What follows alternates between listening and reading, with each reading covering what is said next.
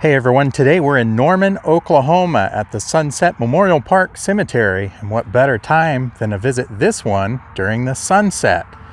It's a beautiful cemetery. It's one where there's flat-lying markers, so it is hard to locate people that you are looking for, but I did find someone extra. But first, let's show the person that we came here to see.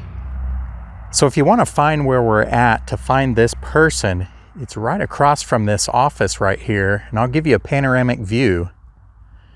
This cemetery is off of Indian Hills Road in Norman, and over there you can see a lake. You'll notice this great big oak tree right here with some benches on both sides. There's some flag poles over there. It's going to get kind of bright, but that is the entrance into the cemetery. And right over there is a fantastic mural over there, and it has Jesus with his flock of lambs, is what it looks like to me, next to a river. We'll have to check that out. But just to let you know where we're at in the cemetery, this is who we're looking for. Michael Dunn, born Gary Miller, October 20th, 1934 to August 30th, 1973. And it does have a Holy Bible down at the bottom, and then some roses on both sides of the flower vase there. And that's a different kind of a rectangle kind, but it looks like it pulls out and can be pulled out and placed down inside there. But this is a big one here in a small cemetery in Norman, Oklahoma. Michael Dunn was an American actor and singer. He was born with the name Gary Neal Miller, but changed his name later to Michael Dunn to avoid confusion with another Gary Miller that was in the Screen Actors Guild. The last name Dunn was taken from his grandmother's maiden name, but the origin for Michael is unknown. Dunn was born on October 20th, 1934 to Jewel and Fred Miller during the Dust Bowl in Shattuck, Oklahoma. Dunn had medical dwarfism as a result from spondyloepiphyseal dysplasia. This causes distorted development of the limbs, spine, rib cage, and leads to early widespread osteoarthritis and constricted lung growth. As a result, Dunn stood 3 foot 10 inches and weighed about 78 pounds as an adult. When he was age 4, his family moved to Dearborn, Michigan. He was a smart child and started reading at the age of 3. In 1947, he became the champion of the Detroit News Spelling Bee. Dunn also showed early skill at the piano and enjoyed singing from childhood on. In fact, he enjoyed singing impromptu while waiting for the bus. His parents were pressured to put him in a school for the disabled, but they refused, and they encouraged and supported his talents. His orthopedic condition limited his mobility, but he was a very good swimmer and ice skater. After graduating Redford High School in Detroit, he enrolled at the University of Michigan in September of 1951, just before his 17th birthday. His studies were interrupted when he was knocked down a flight of stairs during a student rush, which resulted in a 3-month stay in the hospital. In 1953, he transferred to the University of Miami, which offered a better climate and a more accessible campus.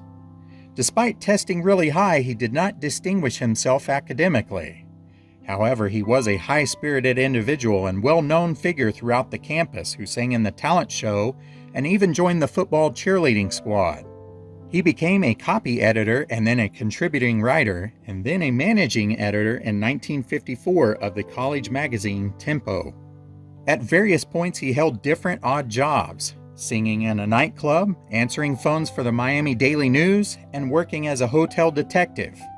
Dunn once said of his detective job, "I got my room for free, and all I did was play cards with the night clerk and keep an open eye for any funny business in the lobby. Whoever would suspect me of being a detective?" In 1956, Dunn left Miami after his sophomore year and returned to Michigan. In New York, Dunn re-encountered a classmate friend from the University of Miami named John Softness, who volunteered to be his manager. He also befriended an actress, Phoebe Doran, in an off-Broadway show 2 by Sororian, which they both had small parts in the early 1960s. The two began singing together and had nice reviews in the Time magazine and New York Times. This led to the pair being cast on the Wild Wild West television series, which was a Western spy spoof with elements of historical fiction and science fiction, which debuted in 1965. Dunn was probably best known for his reoccurring role in that series as Dr. Miguelito Loveless. The doctor was a mad scientist who devised passionately perverse schemes and gadgetry to ensnare Secret Service agents James West and Artemis Gordon. Doris played Dr. Loveless's devoted assistant, Antoinette. In each episode in which they appeared together, the villainous couple tenderly sang a Victorian duet or two. Dunn also appeared in the pilot episode of Get Smart, where he played Mr. Big, the leader of the international crime organization, Chaos. He also appeared as a courageous court jester named Alexander in the Star Trek episode Plato's Stepchildren. Dunn made an appearance on an episode of Bonanza entitled It's a Small World. Dunn received an Oscar nomination and a Laurel Award for the Best Supporting Actor for his role as the cynical Kyle Glocken in 1965's Ship of Fools. He went on to many different film roles in his career. Dunn died in his sleep at his room in the Cadogan Hotel in London on August 30th, 1973 at the age of 38. He was on location for the film The Abdication, which he was playing the role of Birgido. An autopsy was then performed, and it was determined to be from his medical condition, which afflicted him his whole life. Michael Dunn was buried on September 10, 1973 in Lauderdale Memorial Park Cemetery in Fort Lauderdale, Florida. This was near his parents' retirement home in Lauderhill. In July of 2007, a first cousin had his remains exhumed and driven to Oklahoma. There they would be reinterred next to his parents' graves in Sunset Memorial Park Cemetery in Norman, Oklahoma. Dunn was married on December 14, 1966 to Joy Talbot, who was a model, and the marriage ended in divorce after a few years. Dunn was a role model to others with dwarfism, and he would often visit kids who were lonely or depressed on his own expense. He wanted to deliver words of encouragement to them and stern counsel to overly protective parents. One other little interesting tidbit about Dunn is he reportedly accrued masses of parking tickets since disabled drivers had no special privileges during his lifetime. Now, his parents are located in this cemetery, but I'm not sure where. I spent some time looking for him as well as his parents, and they're of course buried under Miller, and I found a Miller over this way. So it might be a relative somehow, I'm not sure, but I never found his parents. But I did find someone else interesting, and it may not be interesting to you guys, but it is interesting to me. And what I thought was kind of odd is that he was right in line with Mr. Dunn over there. And this is Ken Hogan, Coach Hogan. And if you'll notice down there on the bottom right, there's a lion. And Coach Hogan was someone that I knew. And I've thought about him periodically from time to time, but I've never known where he's buried, and I've never looked it up. I went to Moore High School, home of the Lions, and as it says there, loving husband, father, son, brother, teacher, coach, and friend.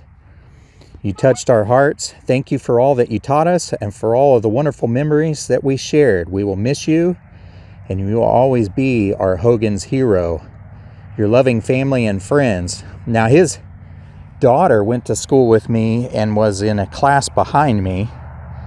And then he was a track coach at Moore High School. So I knew him very well, and not only that, he was a teacher of mine. I had him for Algebra 2.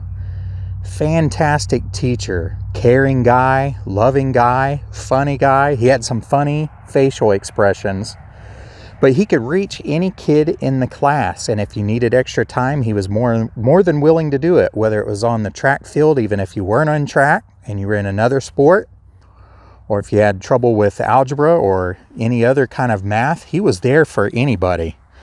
So everybody loved this guy. And you can see over here the little nod to track.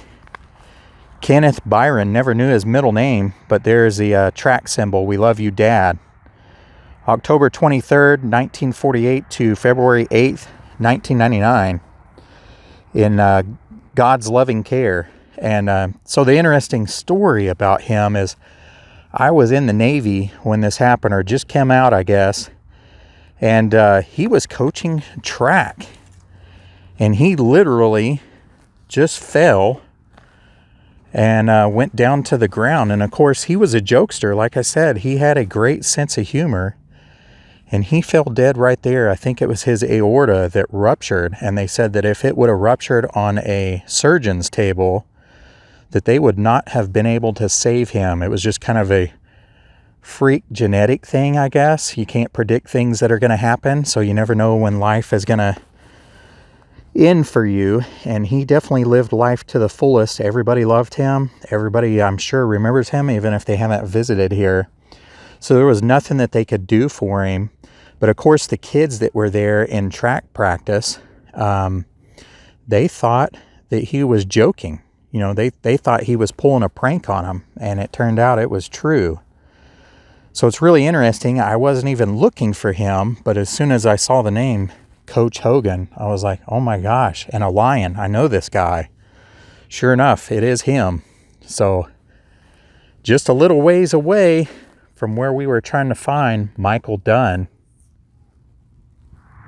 So thanks for joining me on this little cemetery tour. I know it's not very long. I don't know of anyone else in this cemetery besides Michael Dunn's parents, which are the Millers.